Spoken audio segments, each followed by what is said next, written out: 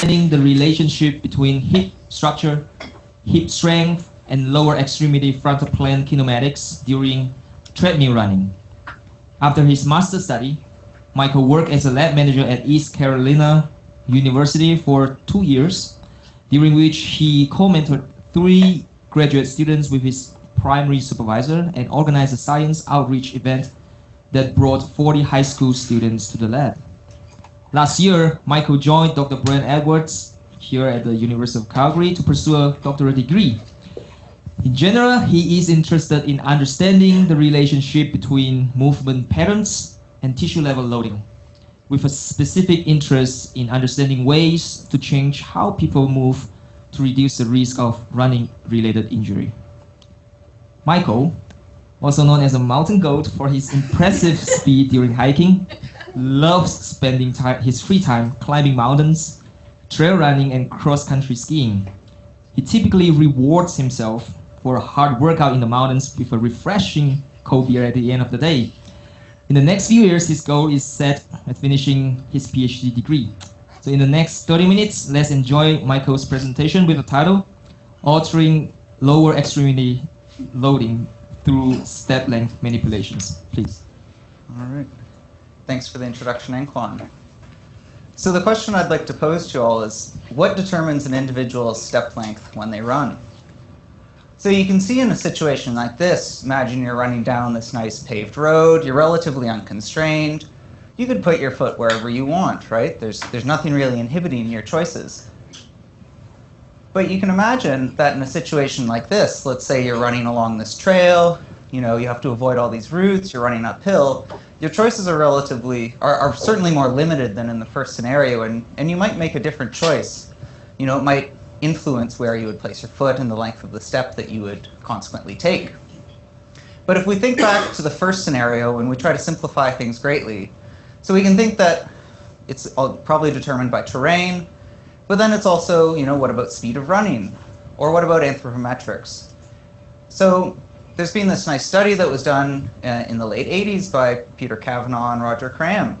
And they were interested in how people changed their step length as a function of running speed. So they had individuals run across 5 speeds, and you can see that individuals made these linear increases in their step length across these range of speeds.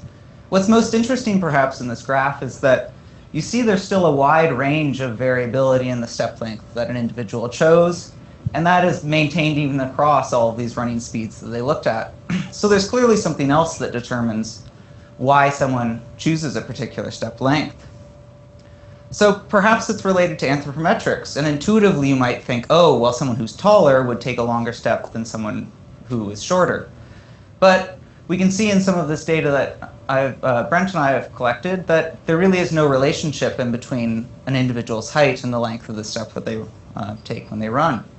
So then you might say, well, height really takes into account the torso and the lower legs, and really it's the lower legs that determine how far you can put your foot out. And so maybe that would have a better relationship. But the answer again is no, and leg length doesn't appear to be related to the length of a step an individual takes. So you're probably sitting there saying, well, what is it? What determines why someone takes a particular step length? And it seems to be that people optimize in order to try and make a minimum out of the energetic cost of running.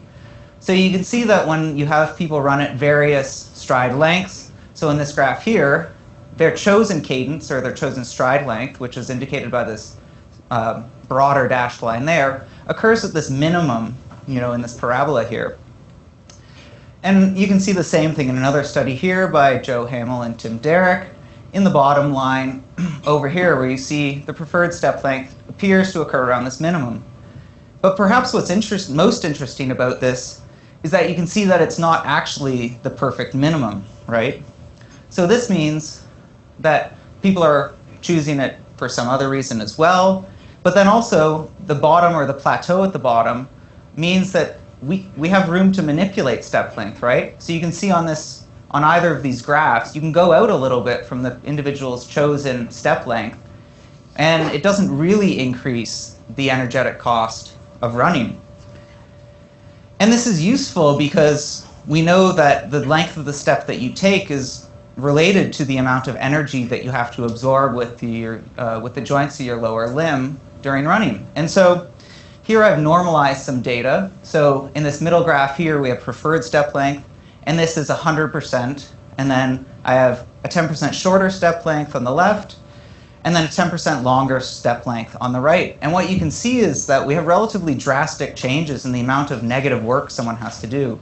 And negative work would be, when you land and then your center of mass, you have to decelerate your center of mass as you go towards the bottom in order to push yourself back up. So the negative work is simply the work that's done in the initial eccentric phase as you're moving downwards. And so these are relatively drastic changes. So if you reduce your step length by about 10%, you see an 18% reduction in the amount of work that you need to do per step. And conversely, if you increase your step length, you have to do about 20% more work. So this is nice, and this was shown again in another study by Brian Heiderscheit. And the nice thing about this is it shows a few more changes in step length as well. So you see these with even smaller increments or smaller changes to your step length, where you can make small manipulations by plus or minus 5%, and you see similar yet smaller reductions.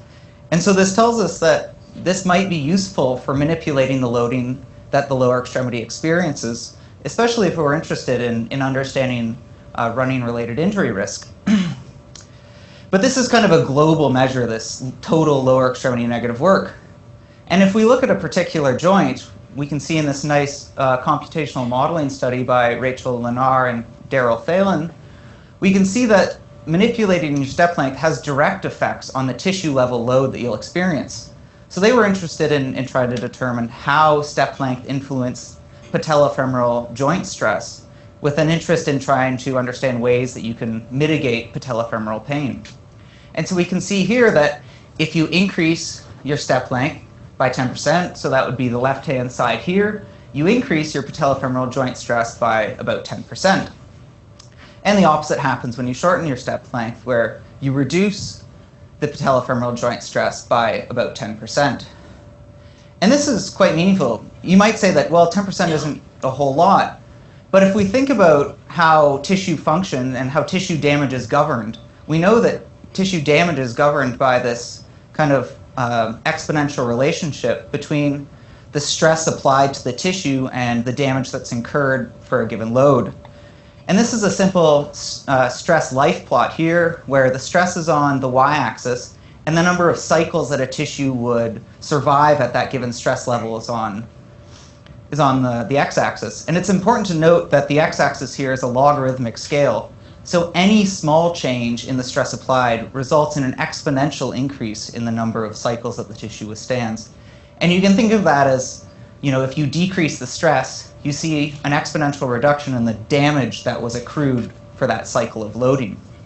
So this tells us that this is relatively important, that we can manipulate step length and we can see these changes at a tissue level, and that it likely has an effect on someone's risk of running-related injury.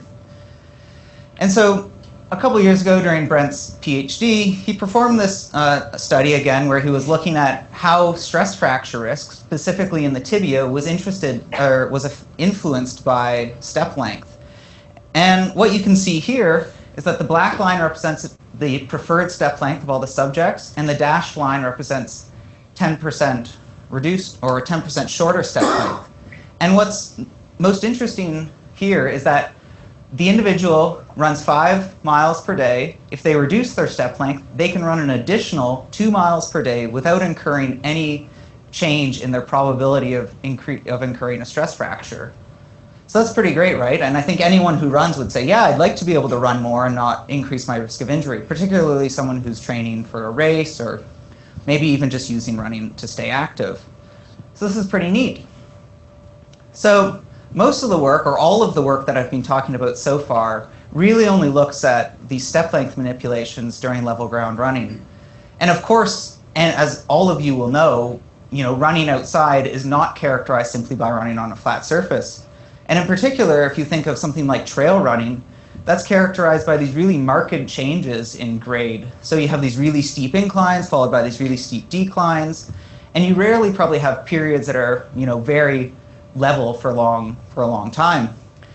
And because people naturally make changes to the length of the step that they take when they run uphill or when they run downhill, that might influence the efficacy of our step length manipulations and its ability to alter lower extremity loading. So we were interested in trying to understand this question. So we brought individuals into the HPL, and we had them run on the instrumented treadmill that's down in the exercise physiology lab. And so we had them run at 5 different grades. So we had them run at a relatively steep decline, minus 10 degrees, a slightly more shallow, 5 degrees, level ground running, and then also 2 inclines of plus 5 degrees and plus 10 degrees. And then we had people run at 3-step frequencies, and that was done because it allows for an easy manipulation. And you know, if you make a change to your step frequency or the number of steps you're taking per minute, you have to make a change to your step length. And so we do these step frequency manipulations by asking individuals to match their footfalls to the beat of a metronome. So what we would do is we take someone's natural cadence, and then we say, okay, if we want you to achieve a cadence that's 10% greater than normal, which would equal a 10% shorter step length, we set the metronome to, let's say, 188 beats or something. And then the metronome is running while they're running on the treadmill, and they simply just have to match their footfalls. So it's a relatively easy way to get people to manipulate their step length. And so in this study, we were interested in understanding how this affected lower extremity loading. So in particularly, we looked again at negative ankle and knee joint work, since these are 2 common sites of running-related injury. So the first question you probably want to know is, how do people run at these various grades? And this first slide shows us that people adopt a relatively long step length during level ground running, and then they don't really change when they run downhill. There's a lot of variance in how the chosen step length in these downhill conditions, so they're not statistically significant from one another. But when people run uphill, what we do notice is all of them take shorter steps, and that intuitively makes sense. You think of going up a slope, you're not going to take as long of a step, you're probably going to take something that's slightly shorter. The next question you're probably asking is, okay, well, you say that using a metronome and changing cadence does affect step length, but you probably want to know, does it actually? And so this figure here, the black bars represent the preferred step length. The patterned bar to the left represents a 10% shorter step, and then the patterned bar to the right represents a 10% longer step. And so in all of these conditions, individuals were able to meet our criteria of the 10% changes above and below their preferred step length. So we know that this does work, and then we can go on to examine how this affected the loading that was experienced by the ankle and the knee. So we'll first examine negative ankle joint work per step. And this is probably a mildly confusing graph, so we'll just go through it step by step. So the first thing you probably notice is that there's this nice trend going this way where the negative work increases as individuals run downhill, and the negative work that you have to do decreases as you run uphill. Intuitively, this makes sense. You're running downhill, and you have to just decelerate your body more, and then conversely, when you're running uphill, you don't have to decelerate your body as much. And the other thing to note here is that grade does change the effect of the step length manipulations. So you can see probably most clearly out here at this 10-degree incline condition, where taking a shorter step really provides you no benefit. It just results in the same amount of negative work that you have to do. And then we see these relatively small changes at level ground running. So you can reduce the loading that's experienced by the ankle by about 7.5%. It's about the same change here at -5. And then again here you can see that at these steep declines it's not very useful. You have about the same or maybe slightly increased loading. Conversely, when we look at the increases in step length, we see that in all of them you always increase the amount of work that you're doing if you take a longer step than normal. And in particular, you can see that this is really drastic at these downhill conditions. So we see a 13% increase in the work that you have to do when you're running at level ground in the long step condition. And then we see an 18% increase in the negative work you have to do when you're running at these moderately sloped downhills. And this is important because this is already quite a lot of work that you're having to do even in your normal step length condition. So any increase above that is potentially deleterious to tissue at the ankle joint. And so if we look at the knee, we see a similar trend. You see this nice increase as you go across, where you don't do a whole lot of work at these uphill conditions, and you do a lot of work in these downhill conditions. But what's most interesting to note here is that the knee is far more greatly affected by these step length manipulations than the ankle. And so if you take a shorter step when you're running on level ground, you see a 30% reduction in the amount of work that you have to do for a given step. But again, this effect is moderated by grade, and when you get out to these really steep declines at minus 10 degrees, where it would probably be very useful to be able to offload your joint, the reduction is now down to 15%. And then conversely, you see these smaller changes out in the uphill conditions as well. Now, if we look at the increasing step length conditions, again, you see something similar. The difference here, though, is that when you run downhill, you can always increase the amount of work that you're doing by taking long steps. So you see this 35% increase in work that you have to do. That's a huge amount. And then if you're running downhill, you can even increase it another 30%. And this is probably really or potentially dangerous, right? A 30% increase in the normal loading that you would experience, if you think again about that stressed life plot, could have large implications for injury. But we were just examining the per step loading. And obviously, if you take a shorter step, you have to take more steps to run a given distance. And it's possible that the changes that you see in joint loading may be offset by the fact that you have to take more steps to cover a given distance. And so it's important to examine the cumulative joint work that you're doing over, say, 1 kilometer of running. And how we calculate this is we take our loading, or the negative work that was performed for a given step, and then we multiply it out by the number of steps that you would have to take to run 1 kilometer in all of the conditions. And so if we look at the ankle, to begin with again, all we see is a main effect of grade.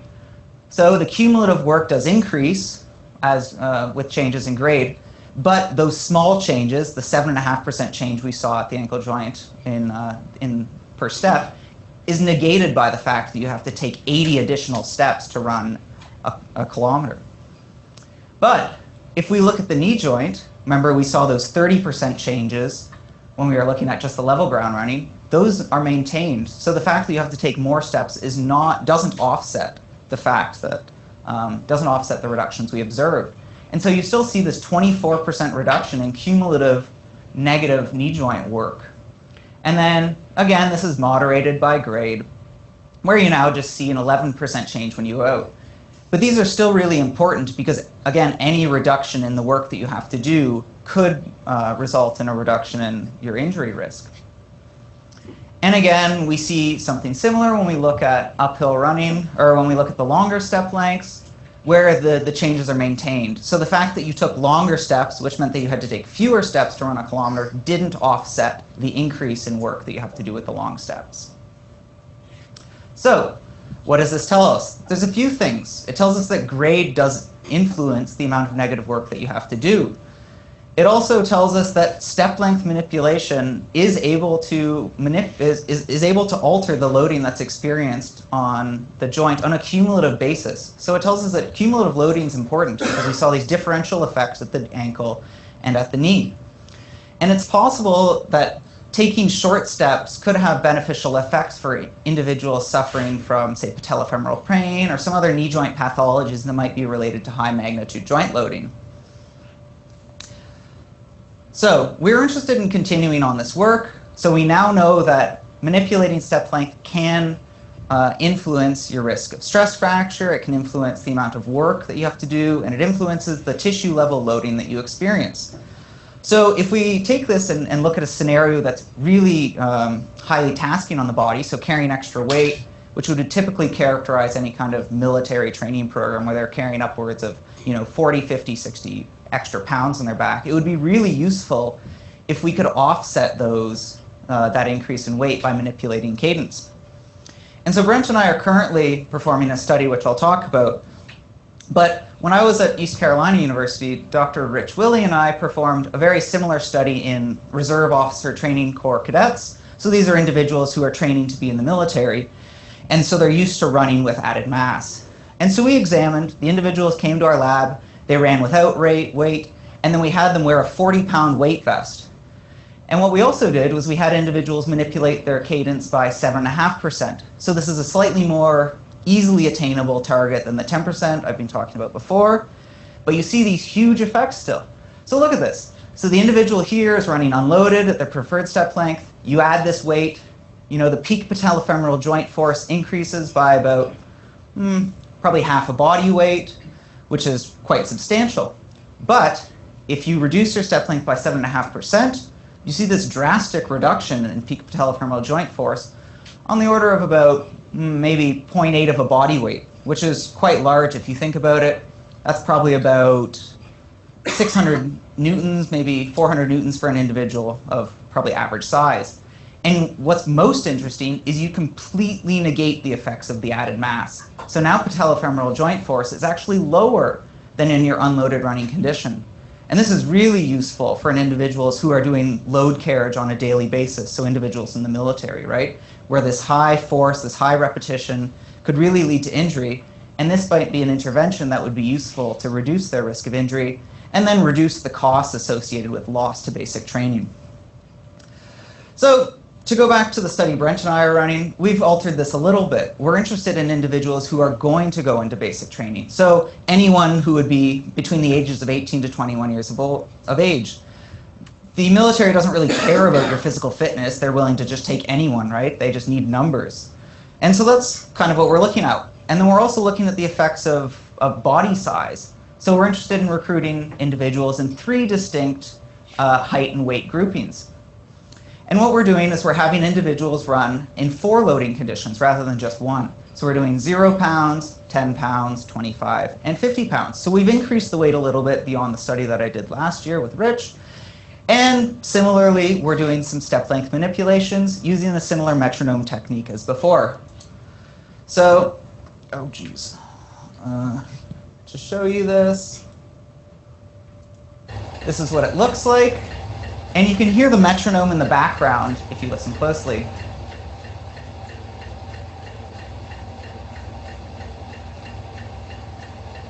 And so this is exactly how all of the step length manipulation studies that I've been talking about work. So the individual hears the metronome in the background, they try to match their footfalls to the beat of the metronome, and they just continue running normally as they would. So you might say, well, you've already done one study and the effects would be relatively similar. But so what are you really adding to this? The one, obviously, is we're adding multiple load carriage scenarios. So different amounts of weight might have a differential effect when you're manipulating step length. And then also we're interested in this effect of stature. So do people of all statures see equal efficacy with these step length manipulations? And intuitively, you could say that, oh, someone who's really small, who weighs 110 pounds and 50 pounds is half their body weight, clearly we'd like to see a better effect for them than someone who weighs 150 pounds and it's only 30% of their body weight, right? Those small individuals that are really high risk of stress fracture. So that's currently what we're doing, and maybe next year I can come back and talk about the results of that study. So I've been talking about all these acute interventions. So you're saying, okay, look, in that video, you saw the individual, they were running just on the treadmill in one instance. And you're saying, okay, Michael, if this is a useful intervention, how is this applied? And the way we do this is we apply what's called like a gait retraining program. And this would allow us to manipulate someone's gait on a long-term basis. So effectively change the way they run. So whenever they would go out and run, they wouldn't have to think about manipulating the step length. It would just be their inherent new gait pattern. So gait retraining programs are typically characterized by a phased feedback design where an individual receives the feedback in increasing amounts at the beginning. This is referred to as the acquisition phase. And the whole point of the acquisition phase is so that people can link the feedback that they're receiving to the sensory feedback that they receive when they run. And then this allows them, when you go into this transfer phase, we can remove the feedback gradually, which you see here, and they retain their newly developed gait pattern. So by the end, they're running for long periods of time, and they're not receiving any feedback. So I've been involved in a couple studies that performed some gait retraining as well, and I'll talk about one performed by Rich Willey again. This was published in 2015, but it was finished in about 2012. And how they employed this is they took individuals who they thought were at risk of running-related injuries. They then had them perform 8 training runs. So they asked them, hey, okay, we want you to increase your cadence by 7.5%, which would be a 7.5% decrease in step length. And they used what's called a self-controlled feedback mechanism. So individuals were allowed feedback on runs 1 to 3, 5, and then 7. And during those runs, they could look at the feedback as often as they wanted. And this allows people just a little more kind of flexibility in how much feedback they want to receive. And it allows them to be a little more, I guess, attentive to it, because they're not always being bombarded with the feedback, and they can say, oh, maybe if I need it, I can look at it. And if they don't feel like they need it, they don't have to look at it. So you probably say, did this work, Michael? Well, what we see here are 2 lines where the black line represents the control group, and the dashed line represents the retraining group, so those individuals who are asked to increase their cadence. And what we see is that at post-retraining, so after the 8 runs, individuals did in fact make the change, and then in a 1-month follow-up period, so these individuals went away for an entire month, they ran on their own, they came back to the lab, and they still maintained the prescribed step rate. That's pretty neat. And it shows that this kind of has a retention, at least on a somewhat short-term basis. Now, if we look at the joint loading, which is of obviously particular interest, we can see that at the beginning, the individuals had similar amounts of negative knee joint work. So every step they were performing a similar amount of work. They were experiencing a similar amount of loading at their knee.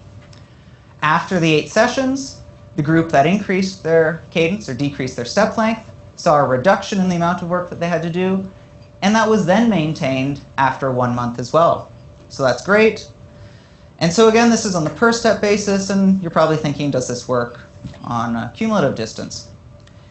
The answer is yes. So again, at the beginning, you can see somewhat similar, maybe a little bit more in this retraining group, but they undergo the retraining, so they take shorter steps now. They reduce the amount of work that they do, and then this is maintained. They see a slight reduction, after 1 month when they've gone away, but you still see a very large difference between the 2 groups here. So that's great. But there's still some things you'd like to know probably, or at least I would like to know still. And the biggest one is, I just showed you results for 1 month, but who knows how long these changes are maintained for? It's not really useful if it's maintained for only a month, 2 months, 3 months. We'd like to know, are these maintained for years? So there's really no long-term studies that have looked at how gait retraining is retained. And then if we think back to that initial oxygen uptake and step length curve, you might say, are you actually able to manipulate where someone's minimum is? So say they run near their minimum at the beginning, we change their step length. Have we actually altered that entire curve? And that would be really neat, right? And then you're saying, look, now, now they're running efficiently even at this new step length. And that's probably one of the largest arguments that I receive against gait retraining, where people say, well, it might be more inefficient to take shorter steps because you're having to run with an increased cadence. But perhaps that isn't the case after you undergo a gait retraining program.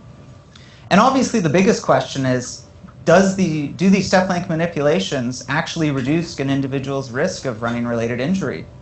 It's not really useful if they all end up injured anyway.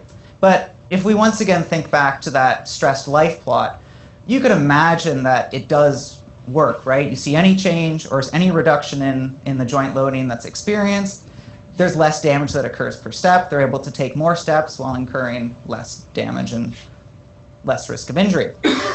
But again, there's no long-term prospective studies where individuals who were injured or who are at risk of injury underwent a gait retraining program and then were examined for injury risk thereafter. But in summary, what we know is that step length can be manipulated by small amounts without incurring a large effect on the energetic cost of running. So again, you see this nice plateau at the bottom, and you can make these small changes without really seeing any change in the energetic cost. And that is, once again, important because changing step length does alter loading that's experienced by the joints, by the bones, and this could have an implication for lower extremity injury risk. And ultimately, that's what matters, is we'd like to keep people running. People run to be healthy. And people aren't going to run if they're injured, and then conversely, people might just sit on their couch and, kind of gain weight, and then you end up like one of Graham's rats, which isn't good. So that's everything I have. And I'd like to thank many people. So I'd like to thank Brent Edwards. I'd like to thank Guillaume Millet, who's my co-supervisor. I'd like to thank everyone in the Edwards lab. I'd like to thank Gianluca and Aran, who completed all of the data collection for the graded running. And so I am completely indebted to them for allowing me to talk about this. And I'd also like to thank the Biotechnology High Performance Computing Software Applications Institute, which is the group we're working with from the DoD for the load carriage and stress fracture risk study. So in particular, Phoebe and Jinu. So I'll take any questions at the moment.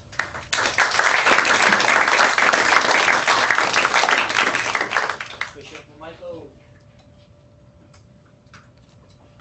Good talk, Mike. Thanks. I just have a question about the cumulative load. Have like yourself or maybe Brent checked to see how well the method of multiplying by the amount of steps it would take to complete a kilometer, check that method versus actually measuring it over a kilometer? Like, it would be painfully long to do, but has anyone ever validated it with measuring, say, like negative work over the course of a whole kilometer? So you're interested in understanding the variability, like the variability aspect, right? Yeah, like I'm saying, that someone could potentially change within that whole kilometer or 5 kilometers or wherever the measure is, and I'm just wondering, has that been kind of checked to see how well it matches if someone ran for 5 kilometers? No, it has not at the moment. That'd be a relatively easy study to do, right? Just have 5 kilometer run on the treadmill downstairs, measure each step, sum the work, and compare. I would imagine they're relatively similar, especially in treadmill running where people are quite cyclical in their gait patterns, but there are probably going to be small differences. I have a question. Sure. So I'm not in this field, so would you mind to tell us how do you calculate those negative joint work, like for ankle joint and for knee joints? Do you use inverse analysis? Yeah. So we take the reaction forces that we get from the instrumented treadmill. So when you apply a force to the ground when you land, it applies a force back up. We combine that with the kinematics that we measure from the three-dimensional motion capture system. And then that gives us our joint moments through inverse dynamics. And then if we multiply a moment by the angular velocity of the joint, that gives you a joint power. And the integral, or the area of a joint power curve, so the negative portion, gives you your negative work that you perform. So in an ideal world, if I go down a hill, right, the total energy that I have to, well, the total energy that's done, right, that's done is mgh. Mm-hmm. But if I change my step length, I'm parsing that energy canceling, so I don't want to be going mgh square root whatever velocity at the bottom of it, right? Mm-hmm. I want to slow myself down. By taking shorter step lengths, you're absorbing that energy in smaller sections. But my confusion is there's a square on the velocity, and so I guess what I'm getting at, in your experiments, you run on a decline for so long. Is the total energy measured in the experiment mgh for like the duration? So how far you would go down if you continued running at this velocity at this angle? What's the change in height? Mm-hmm. Does that reconcile with like simple high school physics? And then where is the energy, the mismatch between the energy absorbed and that energy? Where's it going? So you're saying when you for different step frequencies. Yeah. So you're taking you take a shorter step. And you're taking then the energy that must be done to get down the hill and parsing it out into these really. Yeah, that's how I'm thinking about what you're talking about. Yeah. I don't know if that's right. But I mean, it was interesting where you had this nonlinear relationship between changing the step frequency from the previous work, I can't remember whose it was. And so you reduce the step length by 10%, but the work done on, I don't know, the runner didn't change like by at the 10%. joint. It changed by like 20%. Yeah. Up like 20%. So what is happening? Yeah, so, yeah, I don't know. It's a slippery thing, huh? Yeah, I think maybe if I would calculate work performed on the center of mass rather than work at a joint level, they would match up more. Yeah, so that's what I'm thinking. Yeah. I haven't looked at that yet, but I mean, I guess it must, right? Like if you start at the top of the hill and you go at the bottom, you're losing X amount of energy, and at the joints. It could be that what is happening in my scenario is you're redistributing the loading that's occurring. But we see reductions still at the knee and even at the hip, if I think about it. I guess. It's possible that there's more, well, soft. Well, no. I guess I wouldn't. No, I don't know. probably the problem is I'm assuming it's perfectly efficient, and that's obviously wrong. Yeah, So, I guess so. I guess there's a whole lot of stuff you can study here. But Yes. And I think that maybe the first thing is, looking at how much work is performed on the center of mass and then seeing if, I see the same things, right? Right. Yeah. I was thinking it was very interesting when you were initially showing how it's not related to height or limb length, Mm-hmm. your stride variability. But I was wondering, is there any indication that it's related to either muscle fiber type or that muscle fascicle length? I think that's the more likely scenario, but I don't know of anyone who has looked at that. I don't think anyone has. Now the variable you use is the result of joint moment, is the result of joint forces, correct? Mm-hmm. Now if you would have a sensor in the joint, would you measure those? Would you measure? Result of joint force, for instance? Mm-hmm. Could you? Are you asking if I could measure that, or if? Would you? Well, I mean, I guess in an ideal world, that would be the better measure of No, it's, tissue level load, right? no, it's not. If I'm The interested. result of joint movement is not an actual force. No, it's not. Yes. Theoretical force, and the actual joint force, Force is much greater than. usually Mm-hmm. can be everything. Yeah, I mean, because I need to take into account then the co-contraction that occurs at the muscle, and then also the muscle forces along with the reaction Yeah, forces. there's a lot of things that you have. Mm-hmm. So you have some values there. How strongly believe you in these values? That they are really the thing that you should measure. Well, I'm not saying that joint work is necessarily the be-all, end-all measure. I think in the ideal world, we could directly measure patellofemoral joint stress. That would be what I'm ultimately interested in if I'm saying I'm interested in patellofemoral pain. I think that they would be similar, but I have to imagine that maybe the changes would be less. That because maybe you're taking these shorter steps, you have a lot of. It can be everything. Yeah, anything could change. But but I guess to get to your question, work is just the one variable that I've used at the moment to look at this, but there's far better variables if I'm interested in. The question is, how good is it? I guess I don't know the answer to that. I mean, You have to. I think it's pretty good, but how? Well, I think it's really not good. Well, I don't know. I guess ultimately, if this was a good measure, what would happen is I could take someone, show that they reduce the joint work, and then show that they don't get injured from running or something, or they don't incur an injury, and then the other group who has higher work gets injured, right? Do you have that information? I don't have that information. Right. So is there any information out that relates injuries to loading?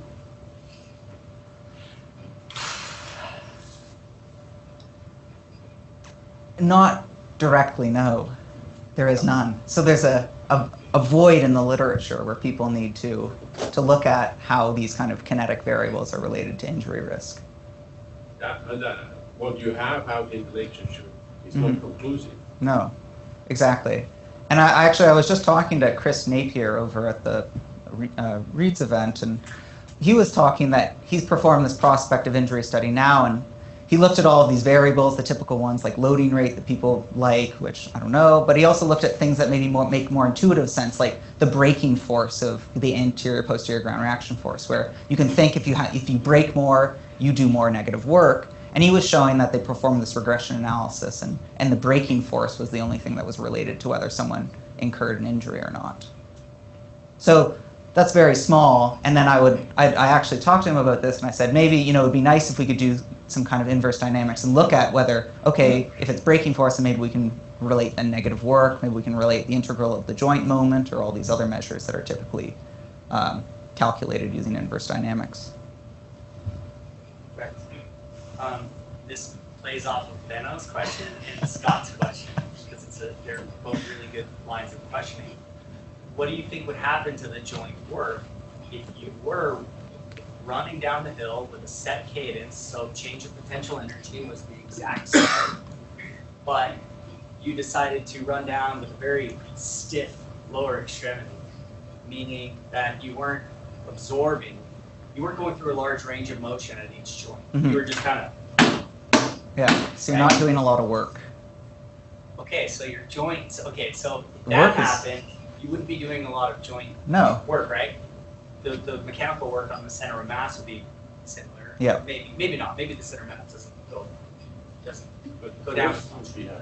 Aha. Yeah. Okay, so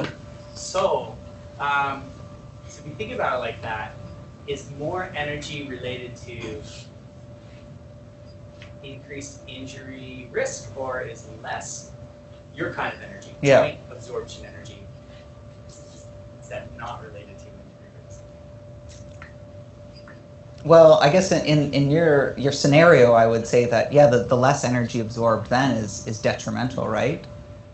But that's because someone's making a very drastic change. But you could go the opposite way, right? Someone who runs in a Groucho stance is doing very little work still because they're maintaining this, but the loading that's experienced by the joint is huge because they have this massive muscle contraction that's going on. I don't think that you could say one or the other. No. But what you can absolutely say is that it affects, you have to absorb energy regardless. And so you can either do that through active muscular contraction, which is going to load Yeah. the tendons and lead to a higher patellar femoral contact force. Mm-hmm. Or it has to be absorbed Through the bones, right? bones, cartilage, facet structure. So I don't think you can say one. I think it depends on what tissue you're Mm-hmm. interested Hmm. in. That's one question. Are the subjects wearing the same type of shoes, or they have different types of shoes? Depends on the study that you're talking about. In everything that's performed here, the individuals just bring their own running shoes in. And are they different? Have you observed any kind of different shoes? Like maybe No, most people don't run in minimalist shoes. I don't know, probably in the load carriage study Brent and I are doing now, probably 85% of people come in with some sort of Nike Free type running shoe. Because these are people who aren't super keen runners, they're not running tons of mileage, but they run enough, and this is just generally a popular shoe in, this age. But in some of the other studies, like ones I did at East Carolina University, we gave everyone the same shoe to run in. And it is possible that that does make changes to the way they move, especially if they're used to running in a minimalist shoe, or they just find the shoes uncomfortable, right? But I think, there's a few benefits to doing a repeated measures design, and that shows us that even if it's uncomfortable, they're still making the same changes, and we're still comparing within a subject, and then we're looking across all of the subjects to see if the changes are similar. So you maybe wash out that effect a little. But but you never measure the VO2 max during your study.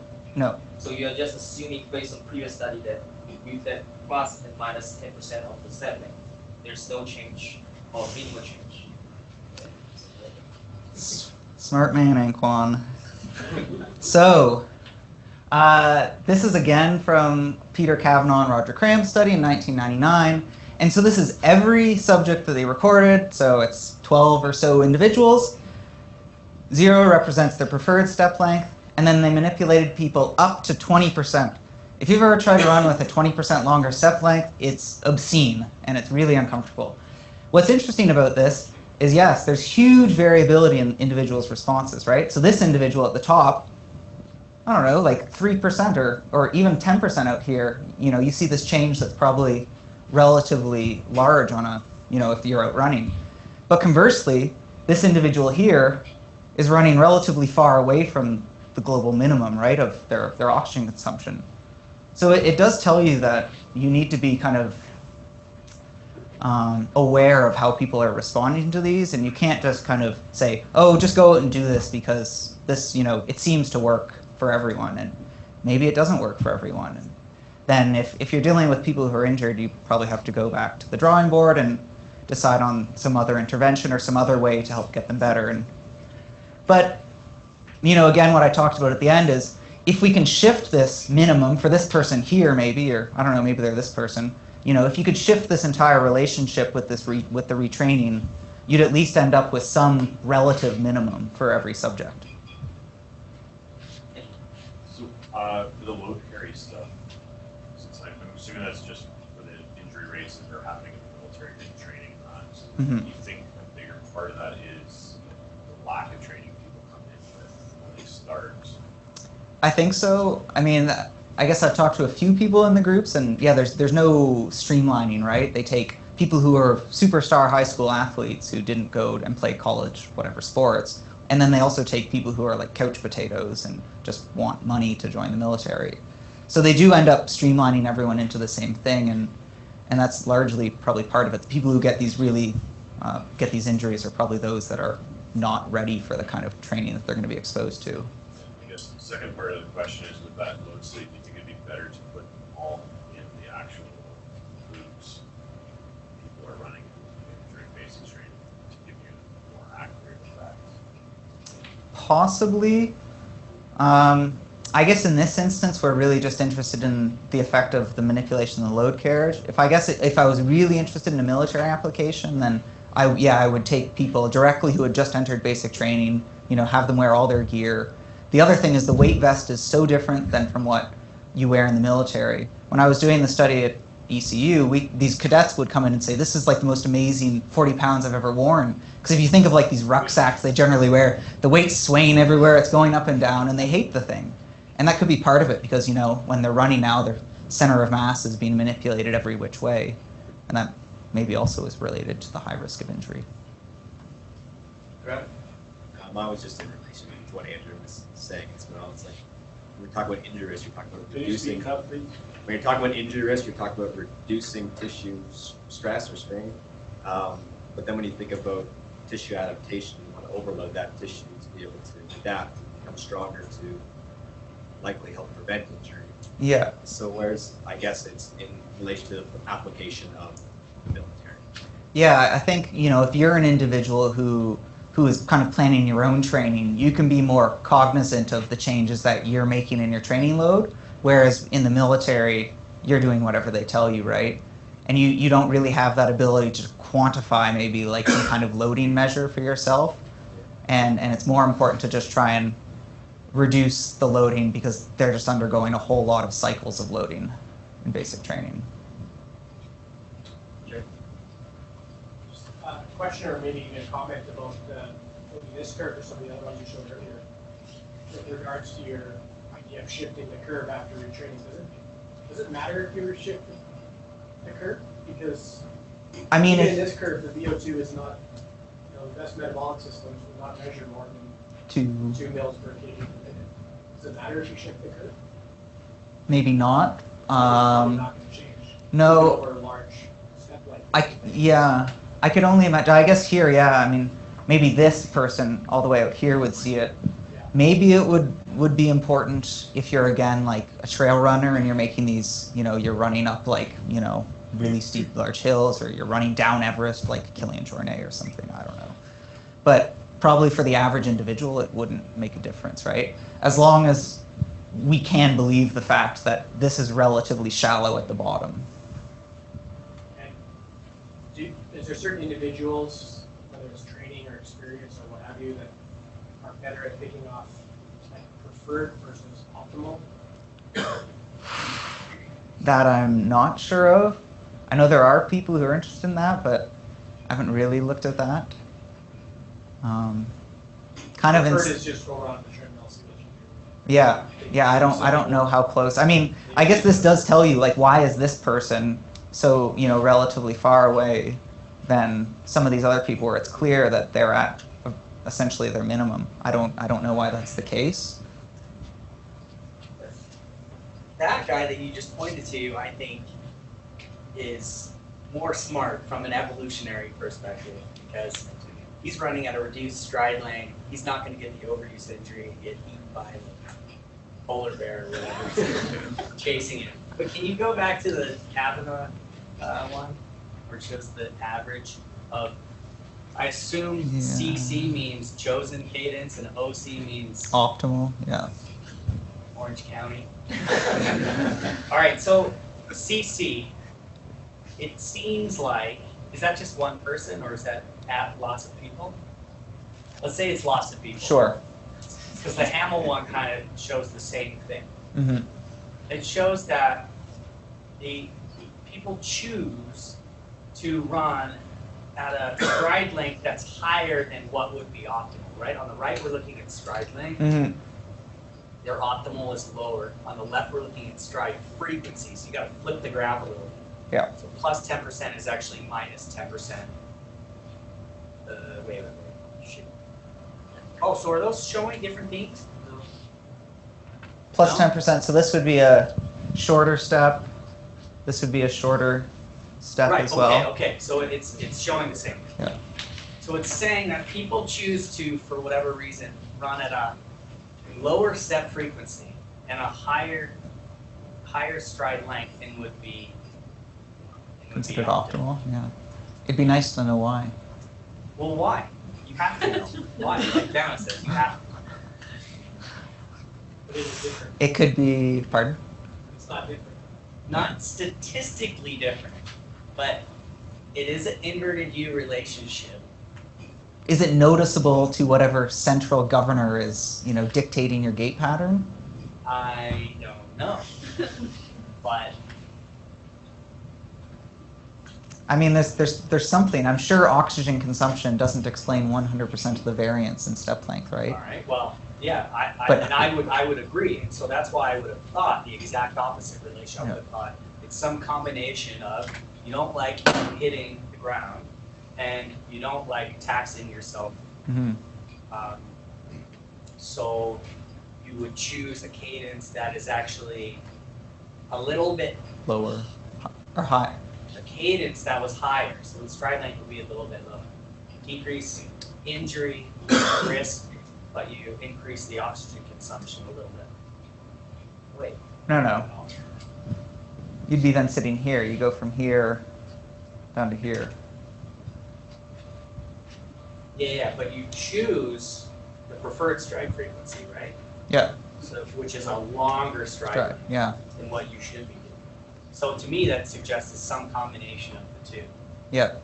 I could also imagine that it's related to, I don't know, I don't think many people look at, the shoe weight affects the oxygen consumption, right? It's like 100 grams is a 1% change in oxygen consumption. Then you could conversely also say that any increase in the mass, right? Okay, but Or like that's how going to they're- take that U curve and it's going to shift it up and down. It's not going to shift it left and right. Yeah. But that would influence, if you have a greater inertial mass that you're having to move at a higher frequency, you're probably going to choose something that's lower, right? And so you can think about when someone is running through the swing phase, right? If they don't bring their heel close to the butt, like you see in very good runners, right? They run something that's lower this way rather than up here, right? You have less, this is easier to swing than this. Then that So would maybe- show up in oxygen consumption. Yeah, and this, maybe that's all that is, this subtle change right here. I don't know. Scott, that might- Has anyone tried to, so by shortening or lengthening the step length, I assume that the runner's center of mass up and down is pretty similar. So you're changing the horizontal velocity, as you mentioned, the braking force in this case. Yeah. Has anyone done the opposite? So run at this frequency, but keep the same step length. And to accomplish that, you have to modify how high you go up and down. Yeah. And then that would increase the vertical force that has to be stopped. But it's the vector of the force is totally different. Yeah, it's And more. like, this- yeah, and just I'm just wondering. Yeah, This well, feels- John Mercer has done some work like that where they kind of independently manipulated the stride length, stride frequency relationships. I can't exactly remember his findings, Right. but so it has been done. in my That's- mind, like to break the horizontal velocity, right? You need to use muscles, whereas the vertical force could just travel through the bones and be dissipated passively. Mm-hmm. But just maybe. No. So you are, I mean, people do make changes to their center of mass excursion. This is again from this Brian Heiderstreit paper, which really just summarizes the kind of kinematic changes that people make. Yeah. And this can probably easily be summarized by the fact that when people run with short step lengths, they run with a stiffer leg spring than when they run with long step lengths. Yeah. So what you see is when you run with a shorter step, you have an increased center of mass excursion. So what you're talking about, you have a greater vertical distance traveled. You land with your foot farther in front, which intuitively makes sense. And you also run with like a greater, or a foot inclination angle. So a greater just kind of like rear foot strike. And then the opposite occurs if you run with a shorter step. Well, that complicates things even more, huh? 'Cause you Yeah. can't even, yeah. But these are, I guess in some people I've seen less changes than in other people, but I haven't really looked too much into like individual effects. Mike, I was just wondering, in the first study you presented, how long were the participants allowed to run at that different step length before you like take the measures? And the follow-up being, has anyone done a method of saying, it takes at least 5, 10, 15 minutes to basically get a, say, knee moment curve that basically starts to kind of become standardized after being exposed to a new gait pattern for that length of time? That hasn't been done. These are all quite quick. So Yeah. these are really acute modifications. We turn the metronome on. People generally will match the cadence within 30 seconds, maybe a minute at most, and then once they've matched, then we just record the data and get here. I don't think anyone has done these longer periods. Not that I'm aware of. I don't know. I don't know if you mentioned it, but if you strap like a 50-pound vest to someone, do they change their preferred step pattern, or do they intuitively? Yeah. So what happens, like, what you see is if you attach small amounts of weight to people, so about 10 pounds, the subjects that we are bringing in see no noticeable or no change in the perception of how much the weight is. But when you start going up and up in the 25-pound condition, people do naturally increase their cadence. And then when you go in the 50 pounds, they really do make these changes. And these are much larger changes for the people where the weight is a large percentage of their body weight. So those initial couple graphs, like that it wasn't really related to height or like length, would it be at all related to just general body mass? In those, in the load carriage scenario, the change that you're making is probably related to what percentage of body weight, of total body weight, the added mass is. I could see that being a factor, and that's something that we'll look at when we're kind of examining the interaction between step length and stature and load carriage. But at the moment, I don't have any, like significant or statistical results. I'm curious to see the impact of long-term exposure to new step lengths pattern, because let's say like you do your study with different step lengths, and everybody has his own preferred one that we would intuitively have. Mm-hmm. But would it be, like if you ask them to change it right away, do you think that their body is not adapted to something that's not intuitive, and that if you ask them to train at this specific pattern for a long time, like I don't know, like how long it would take for their body to be used to it, would there be like changes like physiologically that would maybe change in results if they have like a long-term exposure? I think so, and Rich Willie and I were doing another gait retraining study last year, so this occurred over 8 weeks instead, and we'd have some subjects who would come in and say, like, my hips really hurt from, or not hurt, but it's like there's more muscle soreness from having to run with a faster cadence. That would be about within probably the first 2 weeks that they would come in, and then by the third, fourth, fifth week, and by the end they say, oh no, everything's fine and I feel normal again. That's the only anecdotal evidence I have to answer your question. Yeah, but do you think that would change these results if like you do the same test but waiting for people to between the different like Become habituated to it? Yeah. Possibly, but I guess I'd you know, if they're making these kind of global changes where they're changing the excursion of the center of mass, they make these changes where they're bringing, you know, they take these shorter steps, those are all going to be related to the amount of work that you have to do. And as long as you're not doing something weird, like you're now running back with these large center of mass excursions in these short steps, then I would think that these would be maintained, because that's really all you need to know, you know, to calculate a joint moment. But I'm not sure either. Yeah. I'm really curious about the lack of relationship between the leg length and step length. And I'm wondering if that might be due to an interaction with velocity that the people are running at. So maybe there's a preferred step length for a given running velocity, and that might explain why that exists, or what relationship exists. So you're saying that, you know, I guess in these scenarios, people might be forced to run at a velocity that isn't natural, or that they wouldn't normally run at? Yeah, so if they have longer legs, they might find it really uncomfortable to run at their preferred stride length because of the reductions in cadence that they'd have to do to accommodate this. To accommodate the speed.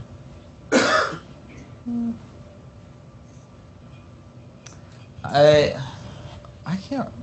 I think in the first, I can't remember in. Like these data are all at standardized speeds. So you're right that all these individuals are running at 3.3 meters per second. I think that's for both of the ones I have here, actually, yeah. For both the graphs that I had on this, it's all the same data. I know, I'm trying to think back, because in this, the other study with, I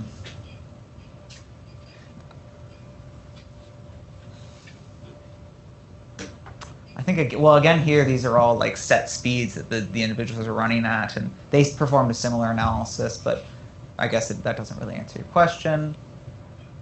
I don't know, maybe. That's a great question, though. Yeah, I mean, how much if it's, does a person's preferred running velocity contaminate this relationship when you have somebody run at a fixed cadence, and you look at that relationship between either their height and the preferred stride frequency? so if we had everyone run at their preferred running speed. I don't know, I'd have to think about how you do it, because you change one thing and change the other thing, and then it's like you have to control for something. So Yeah. I don't know how you do it.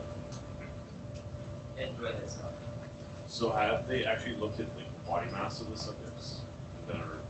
Yeah, so in this study they did this very comprehensive analysis. They took individuals of various amounts of height, various amounts of leg length as well, so they had a really nice spread in the data, so you couldn't say, oh, it's because you have a low variance. And then they looked at different body segment lengths as well, so they looked at like the femur length, they looked at the shank length, looked at the foot length, those kinds of things, and all of it came out being unrelated to the length of step an individual took.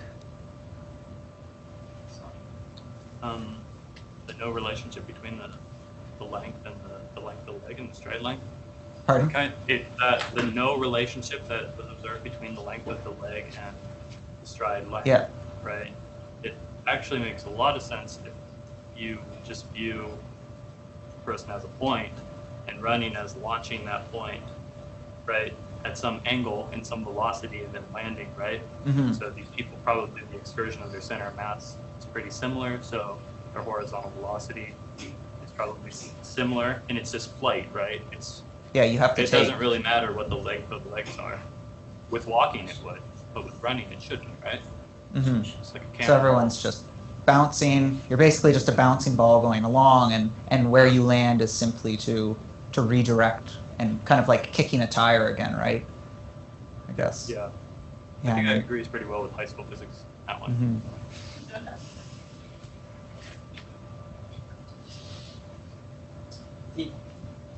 So Michael, you're talking about preventing injuries, injury risk mitigation.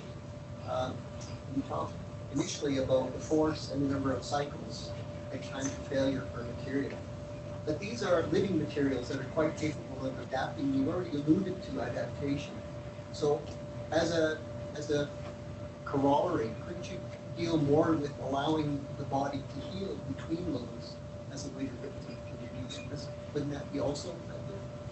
I think that would, you could just allow maybe more time in between loading periods, right?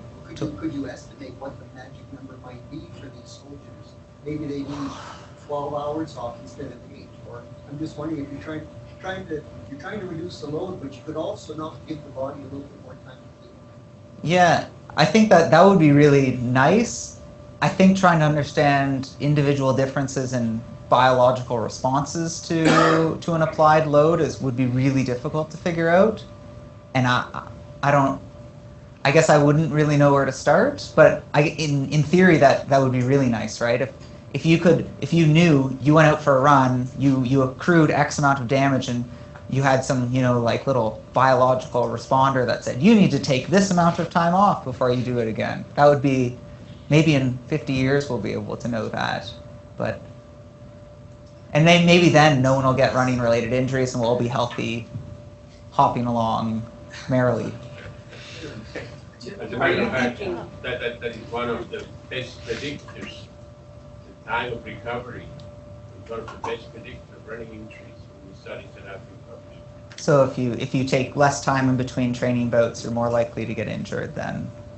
Yeah, I think that makes sense. That you're just once again. Mileage and time of recovery. Mm-hmm. It's a singularity then. If you take infinite rest, you'll never get a run. Yeah, but then you'll get obese and you'll once again look like Graham's rats. So what I'm asking though, are you thinking more rest between during the day between bouts, or are you thinking like more rest? Like, are you thinking on an hourly scale, on a daily scale, on a weekly scale? If you just look at it, if you look at force and number of cycles and you predict where things will fail, that's true for dead materials. But if you can rest, you reset that. Yeah. You reset the counter. So how much rest? How much do you need though, so that the next bout doesn't push you to forward fail? You may not need to be completely healed.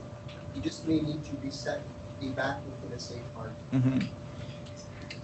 Yeah. And I think at least you can get some ways, if we're at least able to get a better estimate of the loading that's incurred or the damage that's accrued, and that's kind of the work that Brent and I are thinking about now is how can we get a better measure of damage, and so we're moving kind of beyond these ideas of measuring joint work and then taking things like Colin did in his master's thesis, where we can directly estimate the stress that's placed on the bone. We can then take that stress life plot and weight it accordingly, where using some exponent where you get heavily penalized for taking these really high stresses, and that would then say, wow, you've accrued this huge amount of damage, whereas if you do something less, like say reduce your stride length or something, you have less damage, and maybe that will be a better marker of how much rest you would need to take off in between and your risk of injury. So I have one more question. We talk about trail running in the first slide. How is the results of the study applied to trail running, where you have to change the step length constantly to adapt to the terrain? So I think the way I would interpret it is effectively taking long steps is always bad. But this is really, Graham and I were talking about this before actually, like intuitively somehow when you're running downhill you just kind of lope along. But he mentioned this, and I've seen this many times. I have friends who say the same thing, who take these ridiculously long strides when they run downhill and they just rocket down. But maybe they're more likely to get injured, I don't know. But on the contrary, when Graham was saying like when he's fatigued, right, or you just take these really small steps. I don't think, changing the way you run is inherently bad, because applying a stress to a tissue is good. It is going to cause some biological response to repair. But what I would say is that, these changes are always useful. So like you can reduce your stride length and, it's beneficial. But the other thing I would say is if you're not getting injured, there's really no reason to change the way you're running. Like clearly everything's functioning fine. So this is really applied to individuals who are seeking like clinical help for running injuries or chronic running injuries, right? Like we see this a lot with people who are suffering from chronic patellofemoral joint pain. They're really the ones who you're looking at kind of changing the way they run because, you know, they just can't. So they're clearly, you know, doing something wrong. Any more questions for Michael? No? Not, let's thank.